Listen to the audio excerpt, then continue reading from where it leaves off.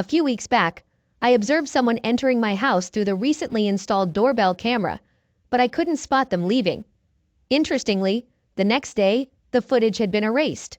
This made me curious, so I took on the role of a detective and started investigating. My soon-to-be ex-wife knew me well and noticed that I had grown suspicious of her behavior.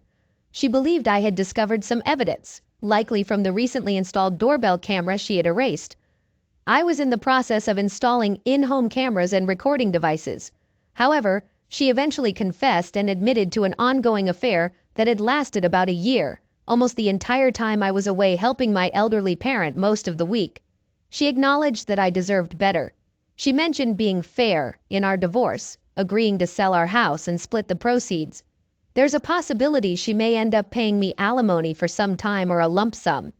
We'll divide most of the debt, and the house sale is likely to clear that, leaving a little for us to start over.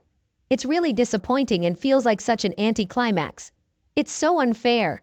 I'll admit I let anger build up, and I wanted to get revenge somehow, but there's hardly anyone to expose her to who would even care.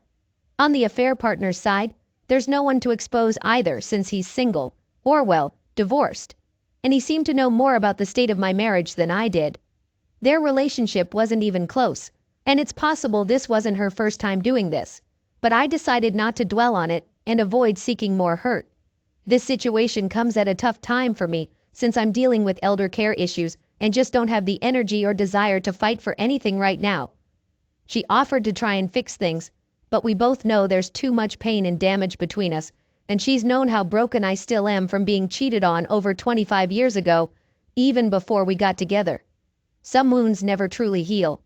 I've been questioning whether our whole relationship was just a rebound lately, but I'm someone who's dedicated, and once I commit, I'm all in.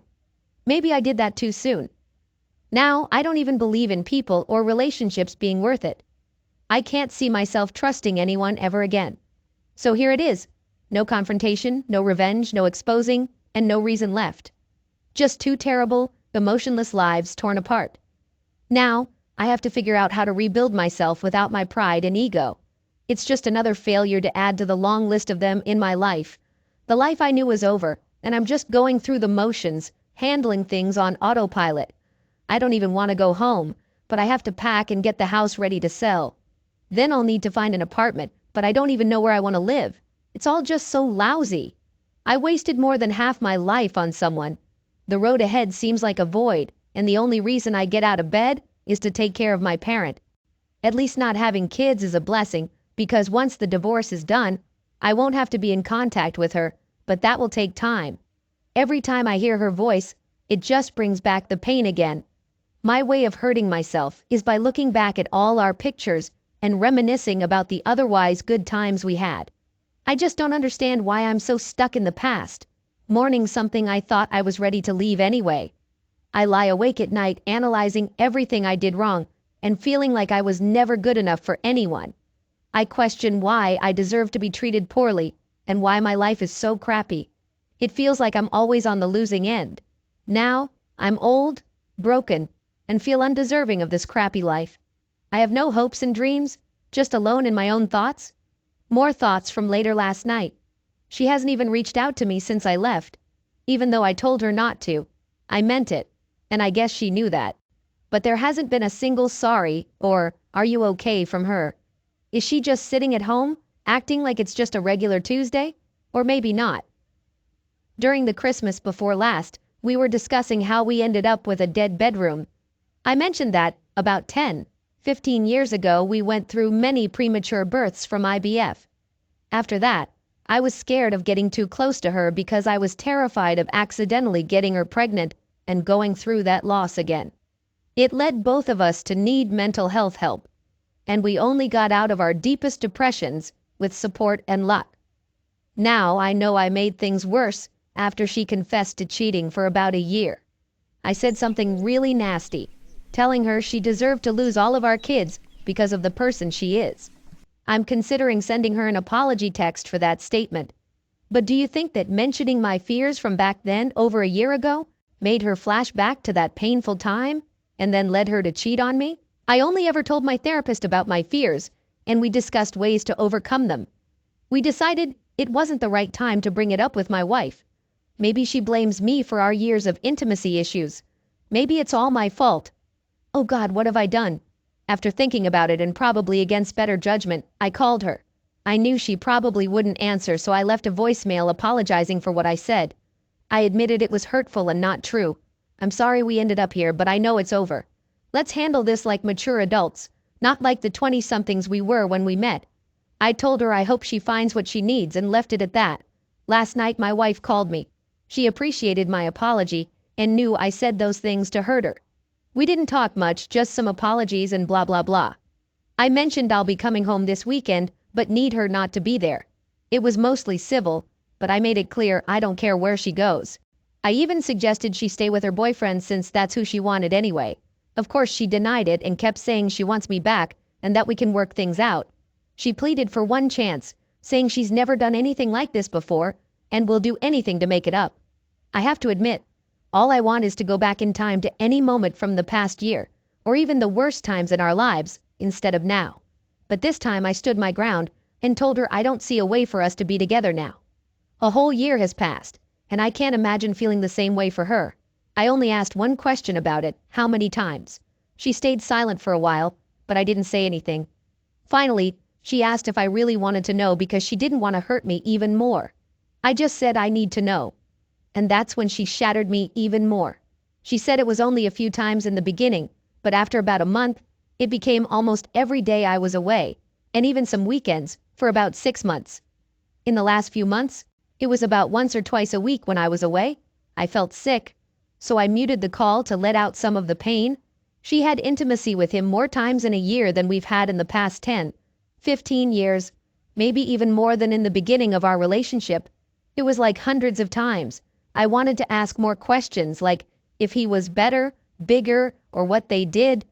I wanted to know what he did that I couldn't. But I couldn't bear it anymore. I just told her to go to him this weekend so I could be alone at home and sort through my important things. I don't even have a permanent place to take my things. I've been awake and got a bottle of good scotch. Now I have to work and take care of my parent while dealing with a hangover. So, as we had agreed, I went back to the house to gather some things. Thankfully, she's nowhere in sight. I'm collecting some documents I forgot last weekend, and then packing clothes and other stuff. It's all going faster than I expected. I've got my AirPods in, playing some good tunes to stay positive. I head to the basement and start packing up a few things from there. It's tough, but I'm determined to keep moving forward before I get too down. As I'm in the basement, I faintly hear the sound of water running in the pipes over the tunes. It goes on for a bit before I notice it. I walk upstairs and hear the shower going. I'm like, what the heck? I decide to make myself a cup of coffee and go out to my car. At first I thought about driving away, but I end up just sitting in the driveway. I feel stunned by everything that's happening. I start writing a long and nasty text, but then I decide not to send it as evidence of anything. So I just sit there and wait, hoping she'll leave again. While I'm outside, my new neighbor walks by and introduces himself, seeing me standing outside having a smoke. I don't tell him anything, but I try to be friendly. Just as we're about to say goodbye, the garage door opens, and she's standing behind her car, asking to speak to me.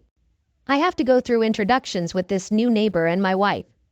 We didn't really talk much, and even the new neighbor could feel the tension and left. Once inside, I was still in shock and just asked her why she was there. She explained that she couldn't check into her new place until later and was at the gym. That darn gym again.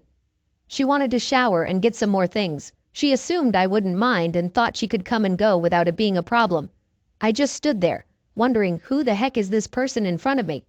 After a brief and awkward apology from her, she suggested we shouldn't be hasty while things are still raw. Maybe we should try more counseling, and she knows we still love each other. Blah blah. I looked her in the eye and simply said, "No, please leave. I have things to do, and you agreed to stay away." I told her that this is what she caused, and then went back to the basement. I'm sitting here now, typing this, and trying to control myself and my blood pressure. Thankfully, I just heard the garage door open and close, so she's gone. But I'm still a bit of a mess. I want to get back to packing, but my bourbon collection is staring me in the face. I'll admit, I already had one good drink earlier. If I have another this early, today will be even more of a bust. All right, Here's what happened. Sunday came after another night of no sleep, just packing and feeling so miserable. It was all so tough, going through memories, pictures, and things we chose together. Our wedding album and other stuff only stirred up more emotions I was trying hard to control. But I pushed through and focused on the things that meant the most to me. Unfortunately, one item hit me the hardest: the sealed urn with our children's ashes. We had planned that when one of us or both passed away, we'd mix our ashes and have a relative scatter them in the ocean by our favorite beach. Well, that plan's obviously off now. But here's the thing. I don't know if it's wrong that I want it with me. I mean, I know I have to talk about this with her eventually, but I have no idea how that'll go. I'm not sure if we can have it opened and split the remains. That just feels wrong, like neither of us would have them. I don't even know if that's possible or a thing. I guess I'll ask my attorney once I hire one. At that point, I didn't mention it to her because my trust in her was below zero. Update. Here's what's really going on now. Sunday evening, I'm almost done packing the stuff I'm taking with me for now. I wanted to have enough so that if I couldn't stand to come back for a few weeks, I'd be prepared. Picked some important keepsakes and documents too. We had agreed she'd return after 9, and honestly, I didn't want to be there when she came. I resisted the urge to mess with electronics or the router just to spite it. I felt like, for once, I was being the bigger person, thanks to some supportive calls from a friend and messages here and there. So it's around 7, and I'm loading the last bits into my car. Guess what? No surprise here, she shows up, looks a bit shaken, but nowhere near as bad as I felt inside. She starts talking about how it seemed like I was ready to leave again, and if I could at least talk to her. I was already annoyed that she was there, and I tried to be strong, but I knew it wasn't easy. I told her I didn't want to be too late, and I needed to get back in time to relieve the weekend help with my parent. I only had a few minutes, but if there's something important, she can tell me, and if necessary, I can call her while driving. She said she understood and really wanted to talk about what happened this weekend without me getting angry. She claimed she spent the weekend alone, but I'm not sure if I believe that. She was thinking about everything that happened and what she did to us. She knew I couldn't forgive her, but she said she still loves me and will always be in love with me. She knows I don't believe her now, but she's angry with herself for hurting me so badly and destroying the man who loved her unconditionally and was always there for her. I was trying my best not to shout, sob, hug her, or anything, and just gave her a stoic look of indifference. I'll admit I failed. My eyes watered up, but I struggled not to let the tears fall. Yeah, I failed at that too. I didn't really say much. I just listened and hoped to leave after she said what she needed to. I listened to her saying many things and justifications, reasons why she thought she did this for so long, why she didn't stop herself, and why she thought I didn't care or was cheating on her. She thought I must have been cheating for so many years and that we had become like roommates. Despite everything, she still knew I was the only man she wanted to spend her life with. She wanted to confess to me many times, but she knew I would never be able to accept her back if she told me what she did. She kept insisting that it was all her fault and not mine. She said she'd seek counseling to understand why she did all this for so long. She felt our life together was ruined because she had everything she wanted and believed she could live without intimacy. She seemed to have accepted that. She even told me I could be with other people if I wanted, which sounded like typical cheater talk. But then, she confirmed my suspicions. She brought up our conversation from the Christmas before last, when she got really angry because I was afraid of being close to her, worried about getting her pregnant again. She thought I used IVF as an excuse and believed I never truly wanted her or a family, especially since I didn't want to adopt. She was upset, feeling that closeness and family were missing from our life, and she blamed me for keeping them from her. She was angry because she thought I blamed her for our child losses and lied about it. She felt I was disgusted by her for losing them and couldn't forgive her. However, she claimed she loved me enough for both of us all those years. When my parent got sick and was out of the hospital, she thought I was using it as an excuse to avoid her. All of a sudden, it clicked in her head, and she realized her worst fears were true. She just wanted to feel loved, but she believed I didn't love her and had been lying the whole time. The so-called gym guy was never even on her radar until all these issues arose. She had never even considered being unfaithful. At first, she wasn't even that emotional with him. She did it out of spite. But then she started missing intimacy and told him it was only about that. She had no intention of leaving me. She claimed she never really talked about me to him, but now, I doubt that. Over time, she developed a connection with him and admitted feeling something she hadn't felt in years, though it was nothing compared to what we shared. Eventually, she confessed that it was over with him and hoped I could forgive her and talk to her about finding a way forward. Even if we had to split now, she asked if we could take some time before divorcing. She knows what she did was terrible, but she believes I had been dishonest about this for so many years and should give her the chance she deserved. Honestly, I couldn't hold back anymore and blurted out, "Do you seriously think you deserve a chance after a whole year of cheating?" I had shared my deepest fears in therapy, but I never wanted this kind of situation to happen, so I kept them hidden. I tried so hard in the past few years to connect with her, be romantic and engage, but she hardly acknowledged my efforts. I thought being vulnerable and sharing my deepest secret would bring us closer and show how much I cared. But instead, she used it to cheat and ruin my life. It shattered me, and thoughts of ending everything crossed my mind every day. She admitted she considered it too, but decided against it for my sake. I couldn't hold it in and yelled, "But you could do this to me? For a whole year?" After calming down, I told her I could never be open and vulnerable with her or anyone else again. She took my fears, weaknesses, and honesty and used them against me, and it changed me forever. I feared that this revelation was the reason for everything that happened afterward, considering the timing and all, according to her. But I still wasn't sure if I believed her when she said it was her first time doing something like this. I was already about 45 minutes later than I planned to leave. I knew I had to rush up the highway, but I wasn't in the right state of mind. Anyway, I left, promising to think more about what she said and call her if I had any questions or more to say. But while driving, all I could do was blast some loud music and cry in pain because my thoughts of causing this mess were confirmed. The ride was even more painful than the first one after D-Day. I ended up not calling her again. Now, in the clear light of day, I'm wondering if I caused all of this, and if she could have seen my posts and used them against me. But to be honest, she's not much into social media, and I doubt she even uses Reddit. It was never on her phone, tablet, or in her App Store history. I can't believe I let my guard down with anyone and shared things I shouldn't have. If I had never opened up, maybe I wouldn't be in this mess. It feels like karma, because I was thinking of leaving last fall anyway. Now, I'm just going through the motions, and it proves I should act like the happy guy and never let my guard down again. I feel like I ruined everything I had. I'm still consulting with my attorney and trying to figure out my path, because I don't know how I can come back to her after all of this. The truth is, she just tore my heart open again and destroyed everything I was holding on to keep going. Me. X. I hired a lawyer to handle our legal stuff. Let me know who they should contact. You should get legal advice for what you did. X. Can we talk about this and figure out how to handle it? Please call me back. I'm sorry for how you must feel. I know I don't deserve a chance to talk before you make your decisions. Maybe we need some time for things to calm down. I know you probably think better of me than I deserve. I'd like to discuss counseling, but let's do it away from work emails. Can you text or call me? Me. I'll be busy with work and P's move. Just wanted to let you know.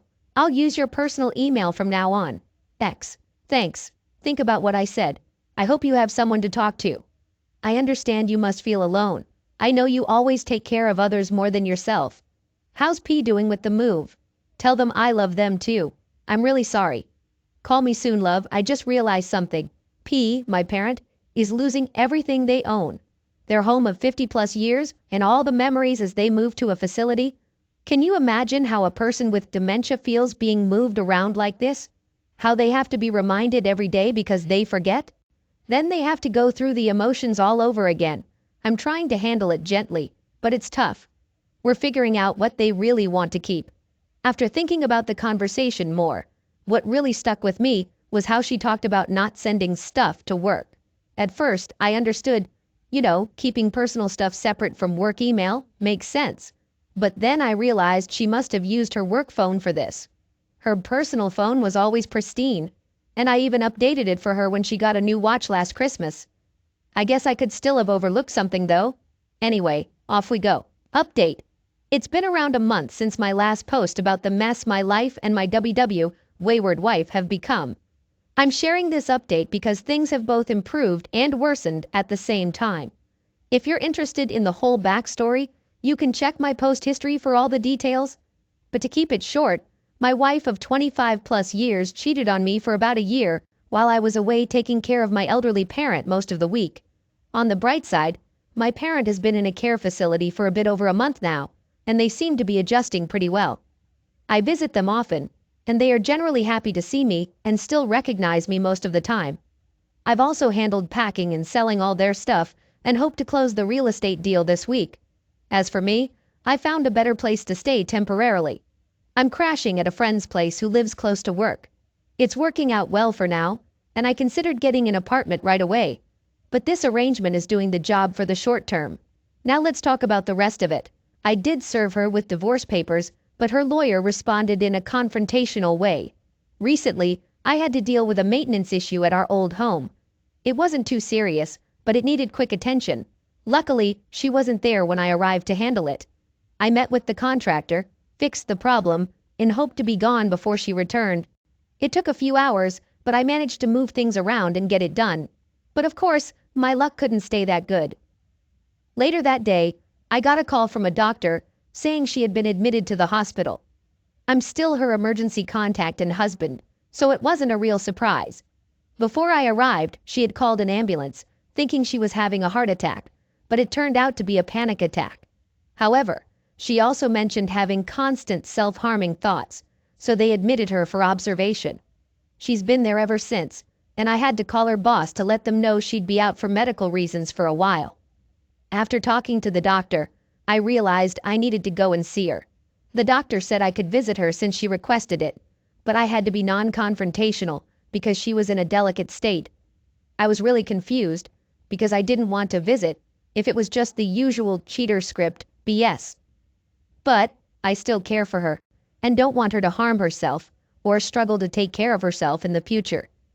She had been in care for mental health in the past, along with another chronic health issue she's had her whole life. During those tough times, I was there for her 100% and did everything to help her get through it. Also, selfishly, I don't want it to affect our ability to handle our business together. I talked to my friend about it, and they said it's up to me whether I want to visit her or not. I also spoke with my attorney after the first couple of visits. They advised me to be cautious, not make any promises, or say anything that could be used against me, etc.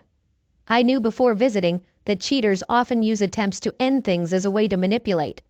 But considering her history, I'm aware that this could be a genuine and serious situation she's in. I know, I shouldn't let anything related to her actions suck me in. I don't want to slow down my progress in moving on with my life, but there's a part of me that feels the need to be there for her. It's frustrating that I still have these feelings and wish none of this had happened. But it did. I've tried to be firm with her, but seeing her in such a state might cause setbacks. Now before you jump on my case, I can't just abandon her. It's not in my nature. She really doesn't have anyone else. Her only close friend lives far away and is dealing with her own serious medical condition right now. So I told her doctor I'd visit her in the hospital, and did that the next day. When I got there, she was a mess. I brought some things she might need since it seemed like she'd be there for a few days. When I arrived, she was still sleeping with an IV and monitors, but they didn't seem related to mental health. I thought maybe it was dehydration or something, but seeing her sleep brought back memories of how beautiful and peaceful she looked, like the person I used to want. As I sat there watching her, all the anger and betrayal feelings came rushing back, but I kept it together. Eventually she woke up, and she was surprised to see me. She begged for a hug and forgiveness, but I told her I was there to make sure she was okay, and that I was worried about her. I didn't want to talk about us. We managed to be civil about it all, but there were a lot of tears on her side. We talked for a long time. Then she dropped another bombshell on me, and it felt like my world was crumbling. During her visit to the gynecologist for STD tests and a checkup, they found something that was still being evaluated. I thought, here we go, she's caught an STD, and I'm going to hear about it? But fortunately, it wasn't that. They found fairly aggressive ovarian cancer. Now, I'm no expert, but I know that type of cancer is usually serious. I had to step out of the room for a moment to collect myself. So many emotions were running through me, and I didn't want her to see that. After gathering myself, we talked for a long time. In our conversation, I eventually agreed to help her in any way I can. Part of me wanted to tell her to rely on her BF now, but I made it clear that my decision had nothing to do with us being together. I felt that I would do the same for her if the situation were reversed. But who knows? It turns out her panic attack was triggered by getting this news, and also because I completely ignored her birthday. Plus, she got served with divorce papers in the same week. It's like a perfect storm of crap hit her life. It almost feels like karma. She was feeling overwhelmed and thought ending her life would be easier than facing me and this disease alone. She was losing everything, and now facing the prospect of losing her life on top of it. She didn't want me to suffer from her medical debts either. She thought her life insurance and giving me the house would give me a fresh start. But I managed to convince her that all I want is for her to fight with everything she's got and to be there for her. I told her she is not a reason to end her life. So that's what I've been up to lately. Driving up and down the highways for work, visiting my parent at the hospital, staying with my friend, and now going back to our old home to gather more of her things. They moved her to a regular room since the doctors think she's no longer a danger to herself.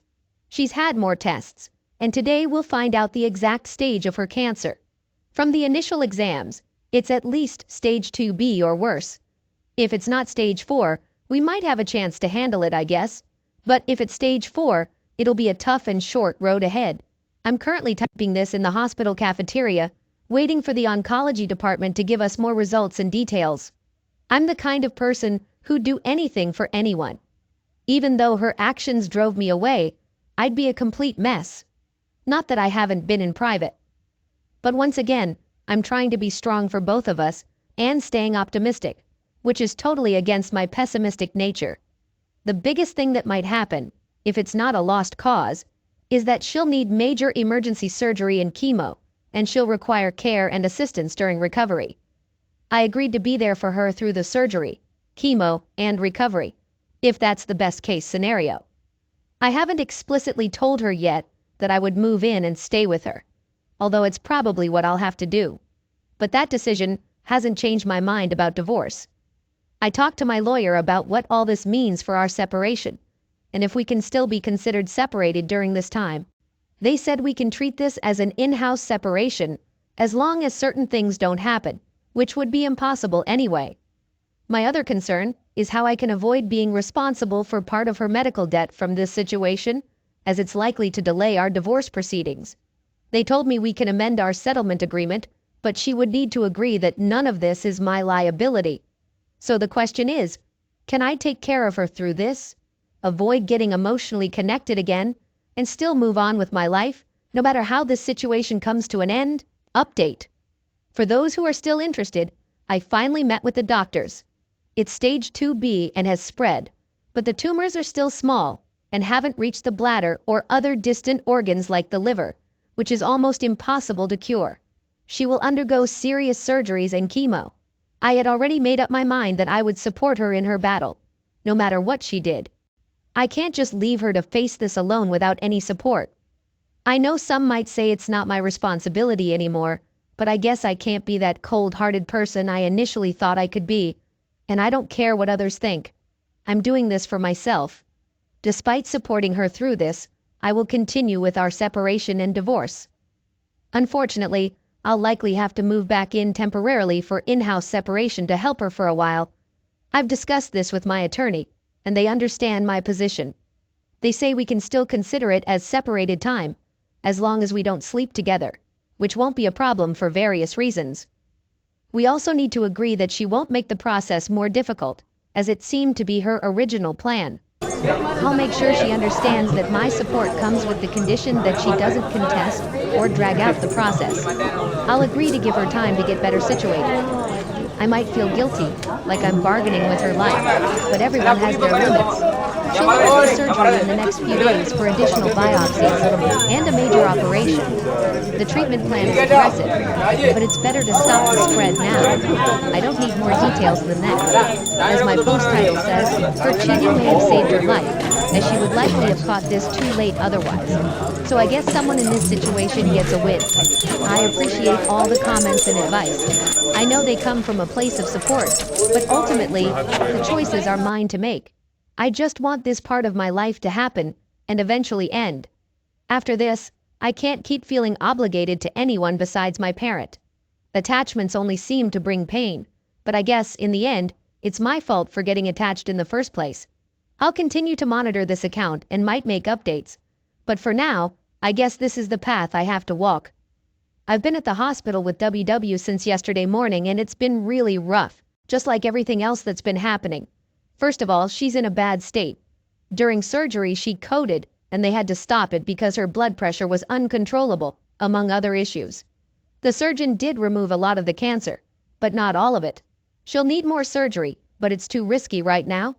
Last night, she even had a seizure that caused more damage and bleeding, so they had to take her back into surgery even though it wasn't initially recommended to stop the internal bleeding. She came out of that surgery earlier this morning, but has been in and out of consciousness. The medical team is doing everything they can to prevent a stroke. I'm not sure if she'll make it, and I've been running on no sleep for 2 days, imagining the worst. She's a bit more stable now, but it's still a very delicate situation. Adding to the stress, while waiting for her initial surgery, I used her work phone and saw a message from her affair partner a few weeks ago from an unknown number. I noticed she had blocked his other number, but I kept their conversation as evidence. In the message, he was asking how she was and apologizing for how he treated her the last time they saw each other. There's a whole story there that I don't want to go into, but basically, I tracked down the guy involved, and things got messy and dangerous. He contacted her, and she agreed to meet him to avoid legal trouble, but it happened anyway. That was almost a month ago. I did see her response to him, where she said he was the biggest mistake of her life. She regretted meeting him, and she wanted no further contact. She even asked him not to reach out for everyone's safety. I don't take this as significant since I found it myself, and she didn't admit anything to me, so I guess she still has her secrets. I managed to go through everything, including her work emails and personal accounts. I even looked back far before last year, and I found nothing suspicious before then. But it doesn't change my mind about the divorce or helping her. I'm just ranting because everything is messed up right now. She might live or die without ever knowing that I know this, and the only thing it proves to me is that she's still capable of lying to me. I don't even know if we'll ever get the chance to talk about it. I guess it doesn't really matter at this point anyway. I might be done with my posts now because nothing else really matters if she's not alive or has some brain damage or is in a worse state than expected. I'll still do whatever I can for her and hope for the best. But honestly, I tend to expect the worst. The best thing I can hope for is to get some actual sleep before the end of the week. Update. So here's the latest episode of my crap show today. WW's condition has been up and down, mostly down. They think she had a small stroke, but she's still hanging on and slightly improving over the weekend. While she's not out of the woods yet, doctors are a bit more optimistic. She's been conscious more, but in a lot of pain and on some strong meds.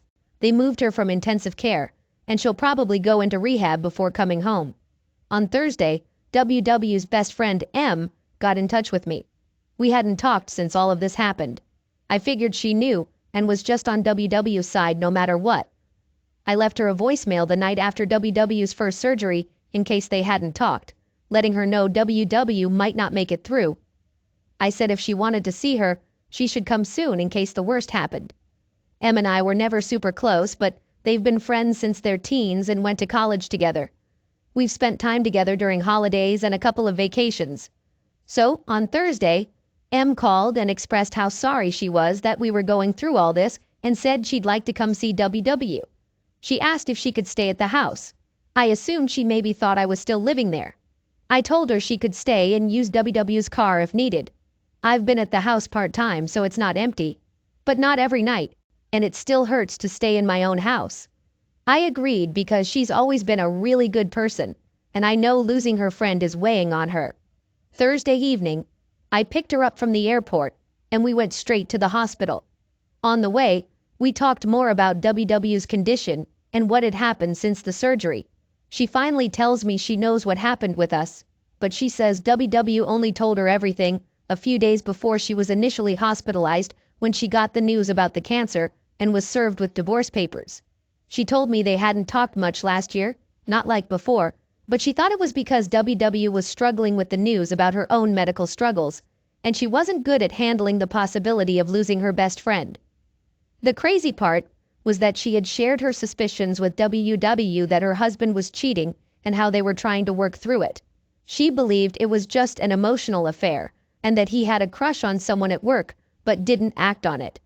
Eventually, he realized what he was risking and came back to her, according to her. I didn't say much about it, except to advise her to verify everything he was saying. I hadn't seen anything about this in WW's text conversations, but since we're all over 50, we're probably more phone call people than texters, so it kind of makes sense. The absolute irony and slap in the face for both of us was that she was advising WW on how to approach her husband about it and handle their marriage counseling. She was helping her set boundaries and demand the respect she deserved, etc. M told me how they argued a lot when she confronted WW about everything. She wasn't sure if they could still be friends after discovering how deceitful WW had been to both of us. M even admitted to cursing her out and saying she deserved whatever consequences she faced in the divorce. It's surprising because M is not the type to use foul language. She's pretty religious and proper. After the argument, WW tried calling M a few times, but M ignored the calls. That's also why she didn't answer my call initially when I reached out to her. She thought I might be trying to involve her more in the situation. However, when M heard my voicemail, she realized that she couldn't stay away without seeing WW again, just in case the worst happened, and she didn't want their last words to be during a heated argument. So she called me to arrange a visit to the hospital. We spent a lot of time together this weekend, but don't worry, it wasn't in any wrong way. M shared some more insights with me after her visits with WW. We talked almost every night until very late, and it was kinda nice because she never pressured me to stay together. But I could tell that after each visit, she was becoming more understanding. Last night, M surprised me by telling me something unexpected. DW had asked her to talk to me about DNR, do not resuscitate, and what to do if her condition worsened. W wasn't sure if things got worse, if I could take her off life support. She also expressed that if her condition deteriorated to a point of unbearable suffering or major disabilities, she wanted to end her life. W asked M to convince me to let her go if the time came, and I reached out about it, or if M couldn't handle the outcome. I'm not even sure what circumstances, other than being brain dead, would be legally allowed for that here. Tonight, I'm going to talk to her about this whole situation, but honestly, I'm not sure what to say. I'm the type of person who believes in not prolonging someone's suffering, and I'd probably make the right decision in the right circumstances. But I can't commit to anything more than that, and I'll never be certain if I'm doing it just to be done with all this pain or not. Even in the right medical scenario, I think I'd carry a ton of guilt about this forever. I'll also discuss this with my therapist, but my appointment isn't until later in the week. Quick update. Before she left, I asked her friend M if she would consider being the medical POA, power of attorney, for my wife, and she's thinking about it. I'll also ask a close relative, even though they live far away, but I can't guarantee they'll do it. I won't make any decisions except legal ones. I briefly spoke with my lawyer, and we have a meeting scheduled for tomorrow. However, tonight, I'll let her know that I understand what she wants, but I can't agree to it right now.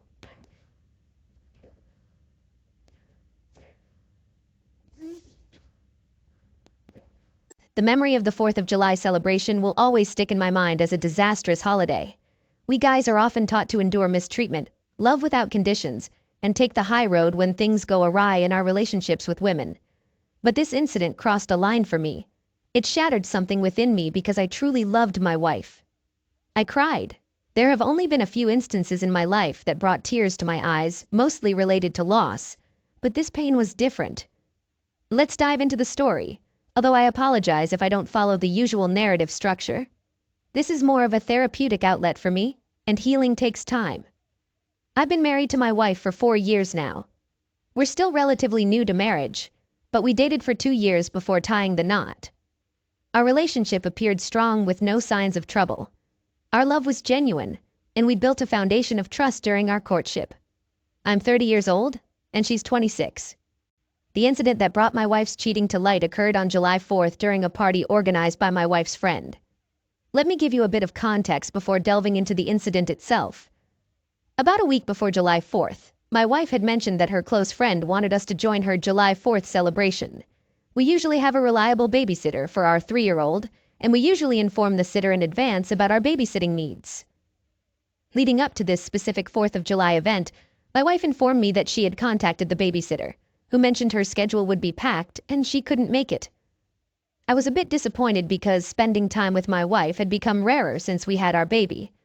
My wife expressed her strong desire to attend the event and suggested that I stay home with our child while she goes to her friend's party.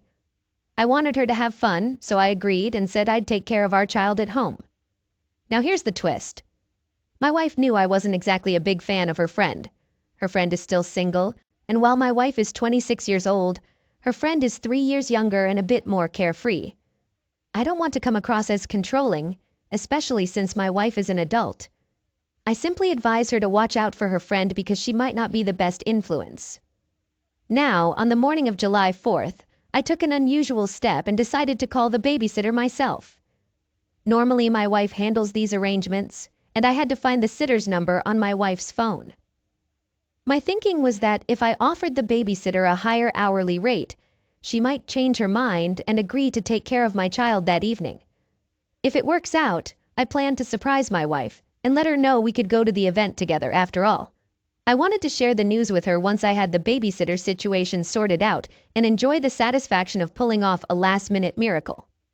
Things started to unravel when I called the babysitter and asked her to reconsider sitting for my son that evening, even though she had initially declined. She appeared surprised when I used the word reconsider and told me it was the first time I had asked her about that day. Her surprise caught me off guard too, and I inquired if she remembered my wife calling her to arrange the evening a week earlier. She confirmed she hadn't received any call from my wife. I quickly improvised and told her that my wife had actually called a family member instead. That's when it became clear to me that my wife had lied for some reason, although I couldn't figure out why. It was definitely a cause for concern. I arranged for the sitter to come to our house at 10 p.m., and my wife mentioned she would be leaving around 8 p.m. for the event. Before ending the call with the sitter, I made sure to tell her not to inform my wife about her coming over. I explained that I wanted to surprise my wife and keep the outing I had planned a secret. I almost stumbled over my words when the sitter reminded me that I had mentioned my wife's earlier attempt to secure the date and time. I managed to cover it up by saying that we both thought the date night might have been canceled, but since she was on board, it would still be a nice surprise. As scheduled, my wife left around 8 p.m. I waited patiently for the sitter, who arrived on time. Once she was there, I headed to the party my wife had mentioned. Honestly, I had a suspicion that she might not show up and go somewhere else instead. But to my surprise, she was indeed at the party. Her friend greeted me as I arrived. Seeing me there surprised her, and she quickly called my wife over. It's an understatement to say she was just shocked. Her reaction was more like utter disbelief. It had only been around 3 hours since my wife left home, but she already seemed quite intoxicated. Her eyes were bloodshot, and her reception towards me was chilly. She repeatedly asked why I was there and who was taking care of our child. I reassured her that I had the babysitter situation under control and that she shouldn't worry. I just wanted us to enjoy the evening together and watch the fireworks display. The party itself was in a medium-sized setting, with maybe 15 to 20 people squeezed into the house. One thing that stood out to me, though, was the gender ratio. There were noticeably more guys than girls, almost like a 2-to-1 ratio. We managed to move past the awkward initial interaction, but that still didn't explain why my wife had been deceptive about the outing. The event seemed to revolve around a game night, with a focus on playing risque truth, or dare games. I overheard one of the guys suggesting they get back to the game. I decided it was time to catch up on what I had missed, and joined in with the friendly group of guys. These were the ones who were quite talkative, either due to the drinks flowing, or just their outgoing personalities. Amidst the gathering, my wife's behavior became agitated and uneasy, and she expressed her desire to leave and go home. Her sudden request to leave raised a red flag for me, suggesting that she was definitely hiding something. I assured her we could head home, but I asked for a moment to try some of the drinks since I had just arrived. I headed to the kitchen and struck up a conversation with one of the guys there. After introducing myself to a random guy, I inquired if he was enjoying the party. He introduced himself as well and confirmed that he was indeed having a good time. I told him I was interested in making a move on one of the girls at the party, but I wasn't sure who was available. I began pointing to the different girls one by one, and he helped me identify who was already in a relationship and who seemed open to approach. Using this approach, I eventually pointed to my wife without revealing her identity to the stranger. I then asked him what he thought about her. He mentioned that my wife was attractive, but he warned me that she was off limits because she arrived with a guy he knew as a friend. I pretended to be interested and asked him to share more details about this guy. The stranger went on to give me information about my wife's affair partner, explaining that they had met at a concert and had been involved with each other intimately since then. This revelation really hit me hard. The timeline of when my wife attended the concert and met this guy matched up perfectly. This struck a chord because I was also present at that very same concert. What bothered me was the fact that I was with her most of the time during the event, except when she wanted to get some snacks and insisted on going alone. I recall that it took her an unusually long time to return with her snacks, but I brushed it off, assuming there was a long line or she needed to use the restroom. This incident happened about a month prior, and ever since then she had been frequently leaving the house and even had a trip out of town. This new information left me questioning everything. The stranger was bragging about my wife as if she were some kind of prize he'd won for his friend. He kept on talking, sharing a few more details. He explained that he had come to the party to pursue my wife's friend, whom he described as a free spirit. I wasn't sure if my reaction was noticeable, but I couldn't fake it anymore. Just then, my wife's friend joined the conversation, possibly realizing that my questions were leading to the truth about my wife's affair. However, it was too late, and I could tell that she was also part of the deception. I excused myself from the conversation but asked my wife's friend about my wife's whereabouts. She suggested checking the patio, and that's where I found my wife talking to the guy. It seemed like they were either having a heated discussion or she was trying to convince him of something. I approached them and introduced myself to the man who was involved with my wife. But before I could say anything to him, my wife hastily pulled me away, insisting that we should leave the party. I swatted her hand away with anger and told her she could leave because I wanted to have a talk with the man. I confronted him directly, introducing myself as her husband. I asked him straightforwardly if he knew my wife was married before getting involved with her, considering I had already discovered the truth about their relationship. I have a somewhat imposing presence that I use to my advantage in confrontations. Honestly, I wasn't looking to fight him if he genuinely didn't know she was married. My little show of subtle aggression was meant to let my wife know that I had uncovered her infidelity and to unsettle the guy a bit. I repeated my question to him, making it clear that I didn't want to ruin the party by starting a brawl, but I needed to know if he was aware of my wife's marital status before getting involved with her. My wife was getting anxious and tried to hold me back while apologizing. The guy, seeing the bottle in my hand and realizing he was cornered on the patio with no support, fell for my act and started apologizing as well. He mentioned that he didn't intend to cause any trouble and that he had only started talking to my wife without knowing she was married. I inquired about the number of times they had been together, and he gave a response. I simply wished him a good night and walked away. I hopped in my car and drove back home. I told my wife that I wanted a divorce. I checked into a hotel where I'm writing down my story as a form of self-therapy. I'm feeling lost about what steps to take. This is my first experience with divorce, and I'm completely unfamiliar with co-parenting since I didn't grow up in a household like that. What I do know is that I can't bear the thought of seeing that woman, and this incident is making me physically sick. I'll probably provide updates on what my next moves will be, but for now, I'm truly uncertain. Story 2. My wife was 35 years old, and I was 36 when she got wind of an upcoming high school reunion.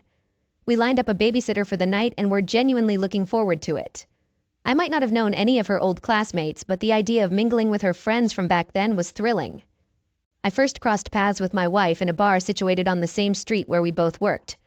She was a hairdresser, and I was employed at a print shop. The first thing that caught my eye was her stunning hair. And then I glimpsed her eyes, and I knew right then that she was going to captivate me for a long time to come. Her opening line to me was about needing a haircut, but that's a tangent. We tied the knot and welcomed 2 children into our lives.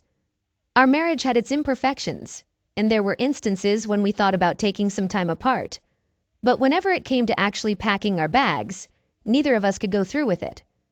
There was no cheating going on at that point, so it felt like every disagreement or issue could be resolved with communication and effort. Isn't that how marriages are meant to work? Our kids enjoyed a wholesome childhood, never having to overhear heated arguments. They were 13 and 16 when we began preparing to attend her high school reunion. About 2 weeks before the reunion, my wife went on a Facebook spree, adding a bunch of her high school buddies. Among them were a few guys, although most of them were also married. I didn't suspect anything fishy until the sound of constant dings filled the air. Throughout our time at home together, her phone was constantly chiming. I swear I even heard it while I was in the shower or on the toilet. It went off while she was cooking dinner and even when we were saying goodnight to the kids. The excessive notifications were becoming a bit too conspicuous, and she knew it. So I finally mustered up the courage to ask her who was texting her so incessantly. Her response? It was just old high school friends catching up. Fair enough. She switched her phone to vibrate mode and suddenly the messages seemed to stop. But one night after she had fallen asleep, I heard that faint buzzing sound again.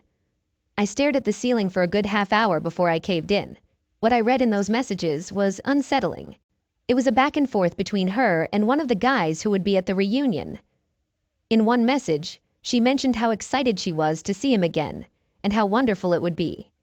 In another, she questioned whether he had changed over the years compared to when they were young. He replied that, unfortunately, he could only have that kind of fun with her. She responded by saying they might have some fun at the reunion or afterward. He then pointed out that it seemed like she wanted to keep seeing him even after the reunion, and she didn't deny it. Well, I decided to have a serious talk with her about it, and she was quick to offer a heartfelt apology. She explained that he seemed lonely and in need of friends.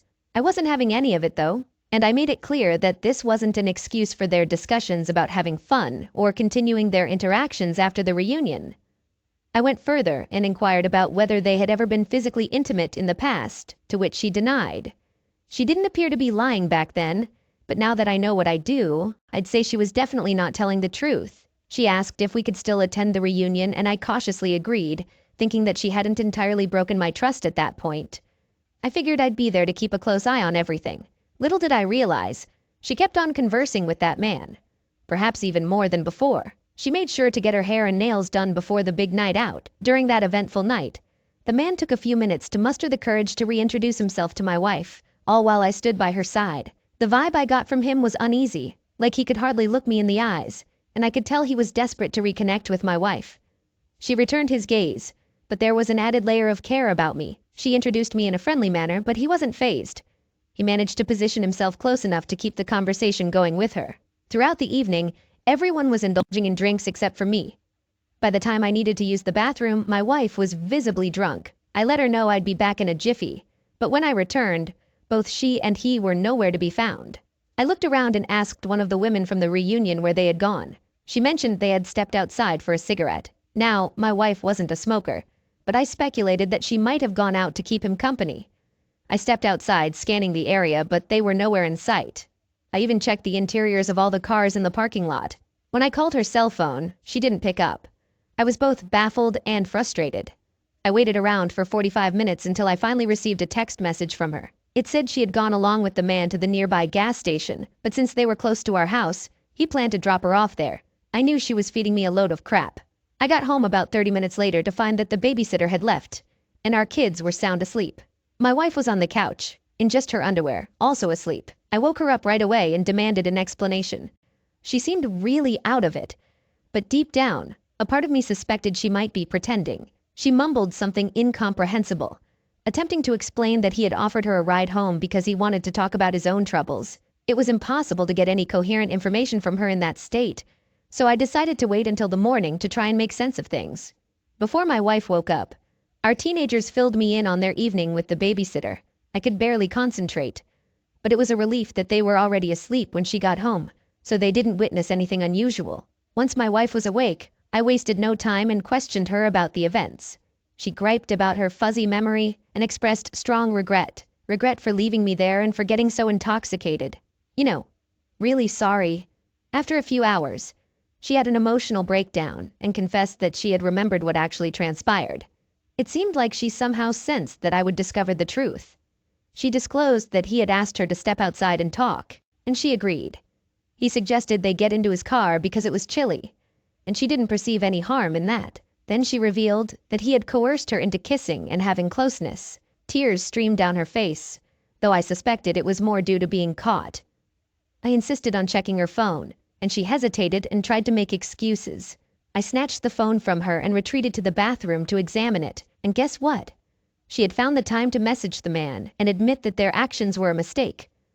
But even before that, messages from days before the reunion showed they had plotted to sneak away at some point, engage in physical activity, and even contemplated the possibility of her spending the night at his place.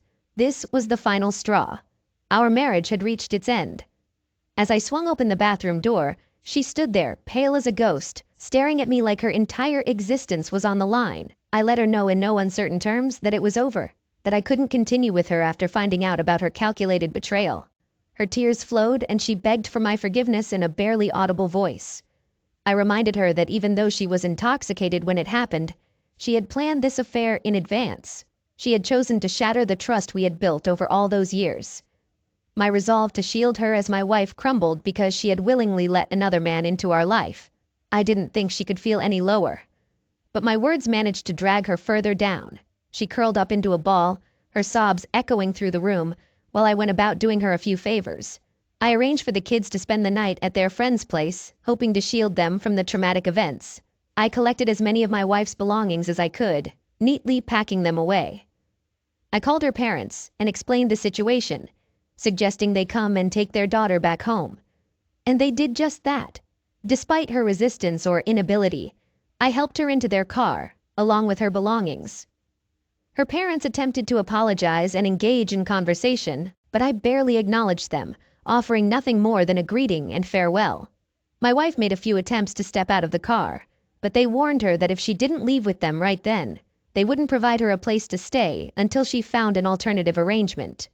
The weight of their words sent her into a daze. She understood that her life as she knew it had come crashing down.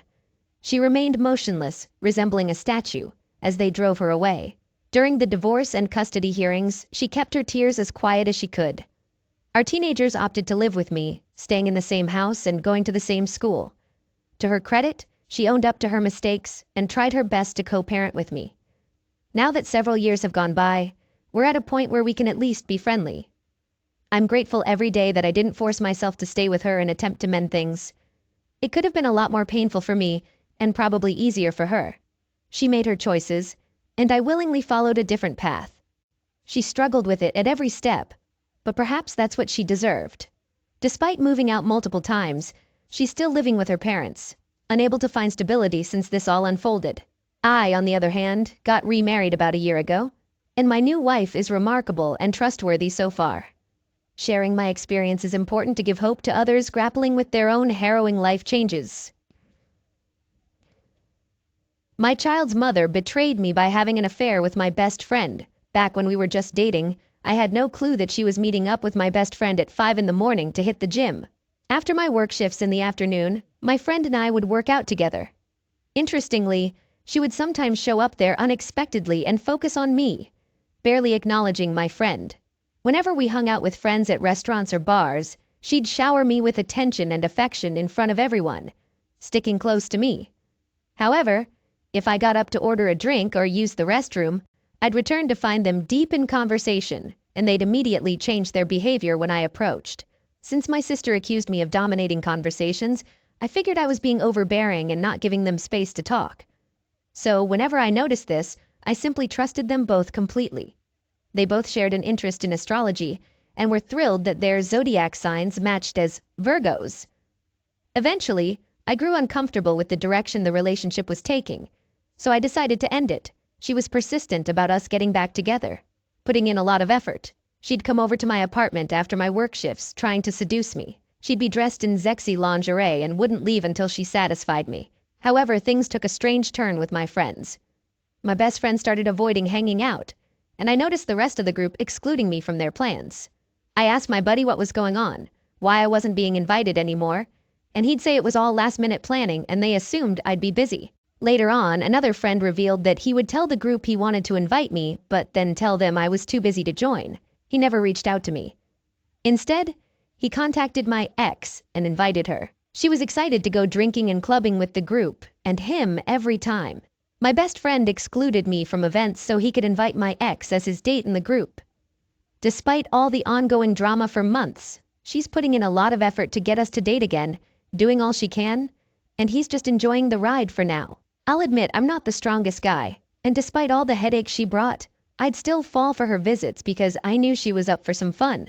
Eventually, I wisened up and realized her constant presence was just giving me temporary satisfaction while preventing me from meeting new girls. I took a trip out of town for a few months to break the toxic cycle, but after a whole summer, I figured out that I genuinely enjoyed her company and should be open to compromises. We had been together for 2.5 years, so we already knew each other well. After months of not talking, I approached her and asked if we could start anew. She was really upset, somehow knowing that I had been dating someone else while we were broken up. I had no idea how she found out. At this point, I still didn't know that she and my best friend were hanging out the whole time. I made sure to keep my personal matters private to avoid disrupting my life in case this new attempt didn't work out. However, she oddly guessed many things about me with surprising accuracy. I was eventually compelled to admit, yeah, that actually happened. Sure, I did talk to another girl, and a lot of other things she just wouldn't let go of. After she relentlessly pushed me and insisted that honesty was crucial for this to succeed, I ended up spilling all my private details, even though we were already broken up. Following this, she took it a step further, saying that simply sharing wasn't enough, and if I truly meant it, I had to marry her right then and there, or make her pregnant that night. She caught me off guard by suggesting we elope, even proposing that we could get someone she knew as a witness and use a quick venue. I did want to reconcile, but both options felt extremely rushed. I thought that maybe if we had intimacy, I could avoid getting her pregnant, just like it had always been the case. So within a week, I chose to engage in unprotected intimacy with her as an alternative to getting married. And that's how things unfolded. After that, everything started to go downhill. Firstly, she was against taking a pregnancy test. We had a bunch of extra pregnancy tests, and even though I knew it was too early, I jokingly suggested that she pee on one of them. She came up with a ton of excuses for not doing it until a month later. I sometimes wonder if she was worried she might already be pregnant. On another note, once my best friend learned that I was taking my relationship with her more seriously, he got upset with me and started giving me reasons why I should consider dating someone else instead. Then we found out that she was pregnant from that night, and she gave me an ultimatum. But overall, things seemed good, and I was happy with how they were going. However, her sisters started asking me strange questions like, "Why are you so nice to her?" And "Why are you still with her?" Her family seemed surprised that I was continuing to date her. That's when I started noticing red flags. Her sister began mentioning things that she shouldn't have known about, like my best friend's nickname, the type of car he drives, and some of the music he liked. I asked her how she knew him, and she proceeded to tell me stories about how he frequented their house a lot. She described a time when they walked in on him licking her chest, and how she and my girlfriend stayed up late discussing how my best friend was so desperate to be with my girl that he even performed BJ on her to persuade her to have intimacy. I didn't want to believe it, but I started keeping track of everything she said. I observed things for months, and slowly everything started becoming clear. Learning about all this made me feel depressed, and I ended up drinking more than usual during her pregnancy. I hadn't confronted her about it yet, but it seemed like she could sense that something was about to blow up. I began asking vague questions and watched her squirm as she told lies. Then I'd witness one lie leading to another lie, trying to cover up the truth. She'd keep lying to me as if I had no clue. She'd look me right in the eyes and lie convincingly. My so-called best friend, who used to be quiet around me, couldn't even muster an apology when I confronted him. He just stayed silent, avoiding my gaze.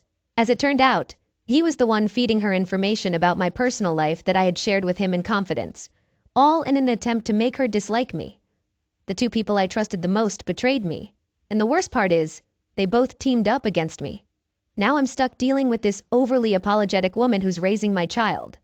I'm also stuck with this lingering trauma that's made me reluctant to form new friendships or spend quality time with anyone because I fear getting hurt again by building connections. It's hard to trust people these days. I think the trauma has affected both of us. Because she cheated and lied to me repeatedly, it seems like she assumes I'm doing the same. Despite enduring all the pain and difficulties, I've remained completely faithful. Yet I'm the one constantly on the defensive. facing groundless accusations. It seems like every other day, a new insecurity arises, and our arguments escalate to yelling, cursing, and slamming doors. My patience with her insecurities is wearing thin, and I've even reached a breaking point where I've cried, punched a wall, and injured my hand. I've never been aggressive before. I was shocked at how I lost control. I love my son deeply, and I can see that he's happiest when he sees his mom and me getting along. He's perceptive and knows when things are going well between us. Capito. There are days when I try to avoid unnecessary fights with her by going for a drive, but when I return, the baby seems upset and only wants his mom.